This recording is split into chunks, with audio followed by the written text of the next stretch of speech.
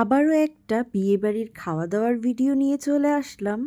সেদিন কিন্তু এই বিয়েতে আমরা বরপক্ষ কনেপক্ষ দুদিক দিয়েই নিমন্ত্রিত ছিলাম, কিন্তু আমরা বরযাত্রী হিসাবে সবাই মিলে গিয়েছিলাম। এখানে আমার বরের ফ্রেন্ডরা এবং তাদের ওয়াইফরা মিলে আমরা একটা টেবিলে বসে পড়লাম, আর আমাদের ফ্যামিলি মেম্বার্সরা আর একটা টেবিলে বসলো। তো আমি সবারই একটু করে ভিডিও নিয়ে নিলাম। আর বরযাত্রীর খাওয়া দাওয়া মানেই কিন্তু একটু স্পেশাল।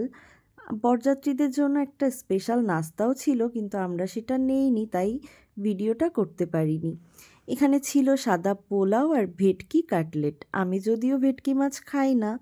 তারপর ছিল চিংড়ি মাছ, মুড়িঘণ্টর ডাল, আর একটা আচার ছিল। আচারটা কিন্তু খুবই মজা ছিল খেতে।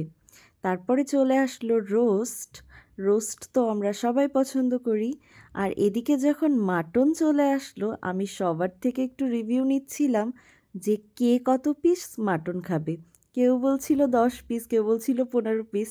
আসলে কেউই এত খেতে পারেনি, কিন্তু তারপরও আমরা সবাই মাটন লাভার। এখানে এই মাটনের ভিডিও যদি না নিই তাহলে তো হবেই না, তাই না? এরপর শেষ পাতে ছিল দই মিষ্টি। এই তো সব কিছু মিলিয়ে খুব সুন্দর খাবারের আয়োজন ছিল।